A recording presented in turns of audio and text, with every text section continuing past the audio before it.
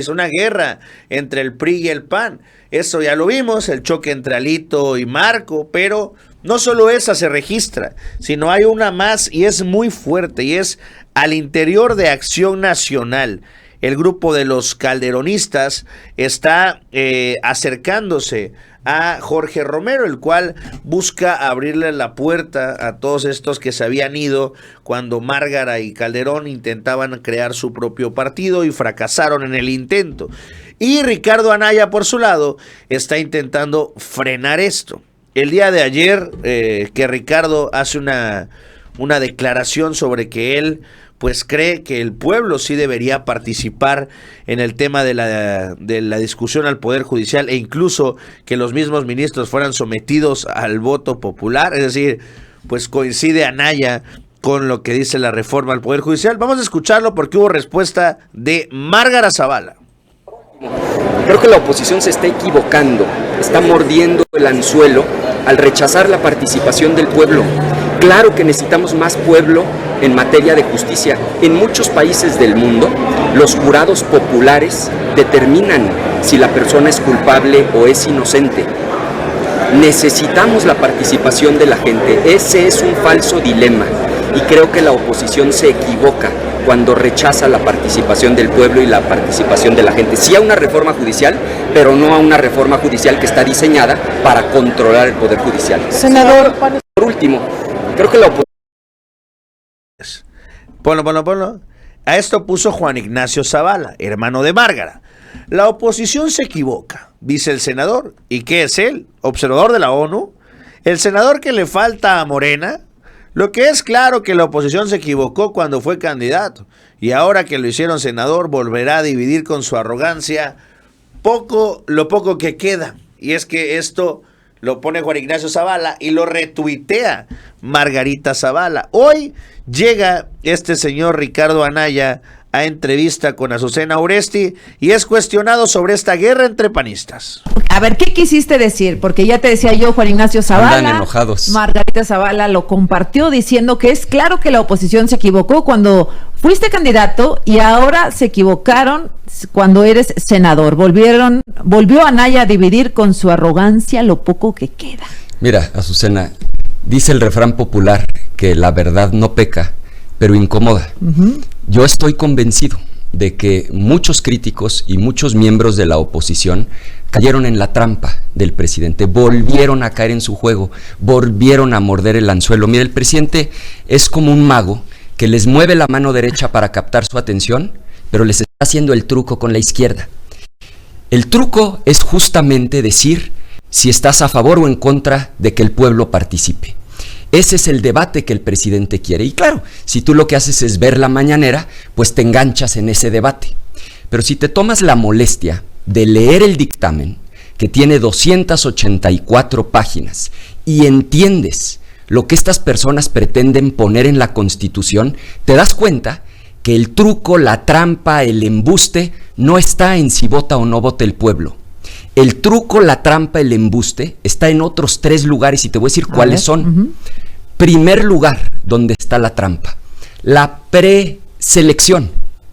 ¿Qué les parece si aquí en Radio Fórmula todos, Azucena, los conductores, quienes están aquí en la cabina, todos van a elegir a su representante con voto libre y secreto? ¿Pero qué creen? Yo decido quién aparece en la boleta. Y tú me dirás, oye, pero te voy a dejar votar de manera libre y secreta. Ahí está la primera trampa, nada más que hay que leer las 284 páginas del dictamen para entenderlo. Morena tiene el control de los que van a aparecer en la boleta, entonces... Hasta es un voto ciudadano artificial. Pues claro, porque... Ok, muy interesante, ¿no? Entonces Ricardo Anaya sí está a favor de esta reforma. Hoy también Ricardo Anaya confiesa qué estuvo haciendo cuando estuvo prófugo y entre qué lugares estaba. Y sí, cuando se estuvieron filtrando ubicaciones, fotos y videos, pues resulta que sí, Anaya estaba entre Atlanta y Nueva York. ¿Dónde estuviste todos estos años? ¿Cuánto tiempo te fuiste de México? ¿3 años? Tuve que estar fuera 3 años, Azucena. ¿Dónde estuviste? Estuve en Estados Unidos, entre Nueva York y Georgia principalmente, con mi familia, trabajando, dando la lucha pues como la pude dar. Publiqué más de 200 videos fijando mi posición en los distintos temas que yo estaba convencido el gobierno se estaba equivocando. Y justamente mi experiencia de vida es lo que me hace concluir que sí necesitamos una reforma judicial, no la que están planteando, porque esa reforma no busca arreglar el problema de justicia. ¿Qué busca? En México, controlar, tener el control, es el único objetivo. Déjame hacer un paréntesis. ¿Cómo etiquetarías esta etapa que estamos viviendo en México? No aceptan autoritarismo, tampoco dictadura, tampoco hegemonía. ¿Cómo lo etiquetas tú? Para que una democracia funcione, por regla general, tiene que haber contrapesos. O sea, no existe una democracia en el mundo sin contrapesos. Si se acaban los contrapesos, lo que tienes técnicamente es un régimen autoritario, porque quien tiene la autoridad lo puede decidir todo sin contrapeso alguno. Hoy el único contrapeso que queda es el Senado de la República, pero con una fragilidad de un voto o una ausencia, como lo platicábamos. Absolutamente. Bueno, déjame cerrar ese paréntesis. Entonces, 3 años tuviste que irte del país porque recordemos que te señalaron de varias cosas, pero... Básicamente era una acusación absurda que involucraba un montonal de gente. La de Emilio Lozoya. Exacto. El tema de Odebrecht. Exacto. Que al final... Afortunadamente la acusación se cayó por su propio peso porque las fechas no tenían ningún sentido. Yo ni siquiera era diputado en esas fechas. Revisaron todos los videos y bitácoras de la Cámara y no solo no era diputado, yo no estuve ese día en la Cámara de Diputados. Es decir... ¿Te acuerdas que publicaron incluso un video tuyo cuando fuiste a pedir que te mostraran un expediente? Exacto. Es decir, con el tiempo la acusación cayó por su propio peso. A ver, como contexto, se le señalaba porque Emilio Lozoya mencionaba, entre algunos otros funcionarios, a Ricardo Anaya como uno de los diputados entonces que había recibido un dinero, que había recibido dinero para votar a favor de la reforma energética de Peña Nieto. Y entonces cuando yo veo la fecha en la que dicen que me dieron los recursos, pues busco en mi calendario y me doy cuenta que yo ni siquiera era diputado. Llevaba 6 meses de haber dejado el Congreso porque me fui, ¿te acuerdas?, de secretario general del PAN cuando Gustavo Madero era el presidente del partido. Pero no fue la única inconsistencia, o sea, la fecha era un disparate, las bitácoras lo contradecían, los videos lo contradecían, la puerta por la que decían que habían entrado en un vehículo resulta que era peatonal, es decir, no tenía ni pies ni cabeza. Pero si en ese momento yo he cometido la ingenuidad de presentarme ante un juez de consigna, porque sí los hay, me vinculan a proceso, me dictan prisión preventiva justificada y cuando menos me dejan 2 años en el bote. Me acuerdo que te citaron un jueves de agosto, ¿sí? Exacto. Y tú no acudiste, ¿por qué? Porque pues, te podían aprender ahí. Fue una decisión difícil, lo platiqué con mi esposa, porque esas ya son decisiones que no son personales, porque muchos me decían, preséntate, y si te meten al bote, te hacen mártir, ya ves que todo el mundo aquí te da opiniones. En aquel entonces mis hijos tenían 7, 9 años, mi esposa me dijo no. O sea, te he seguido en todas, te he apoyado en todo.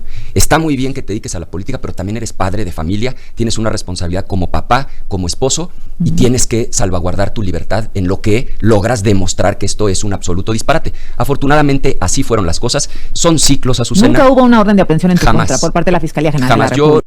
Ay, pobrecito, de verdad. No. Desgraciado López Obrador que persigue a sus detractores, ¿no? Dice uno, qué cinismo. Entonces el señor, pues una de dos, o recibió dinero o era muy estúpido, ¿no? Porque entonces quiere decir que votó por regalar el patrimonio de los mexicanos y votó de a gratis, ¿no? Eso es lo que nos quiere decir, ¿no? No, a mí nadie me pagó. Ah, bueno, entonces lo hiciste de a gratis, o como, ¿por qué? Pero bueno, ya eso ya quedó atrás. Finalmente ahora Ricardo Anaya, pues al parecer podría votar a favor o por lo menos abstenerse, no votar en contra de la reforma al Poder Judicial. Hubo en el Senado, hubo un priista el día de ayer que, digo, a ver, también no quiero que se vaya a malinterpretar, pero según él, no le dio un infarto, tuvo síntomas los cuales podrían identificarse como algo parecido a un infarto. Es lo que dijeron los medios, con lo cual este legislador también podría ausentarse en la votación allá en la Cámara de Senadores, que yo entiendo que se daría para la segunda semana, es decir, para la semana entrante. Realmente estoy buscando el tweet, pero bueno, sí, él también reportaron el día de ayer, el senador por Coahuila, a ver, por acá estaba, fue gobernador, acá está. Dice, por síntomas de infarto, el senador de primera minoría, Miguel Riquelme, es hospitalizado y atendido en un hospital al norte de Saltillo Coahuila. Entonces eso sería otro senador más que ya no va a votar a favor, sino que a lo mejor y no llega. Con eso, señores, con que uno no llegue, con que uno se abstenga, le dé gripa, se le antoje un cigarro, salga a comerse una torta de tamal, lo que sea, y mande, se choque en el camino, se le ponche una llanta, le marquen de la escuela que su hijo se siente mal, cualquiera de estos factores que pase, en ese momento estaría todo listo para la reforma al Poder Judicial, que lo veremos ya, pues en un par de horas o días allá en el Senado. Y vámonos rápidamente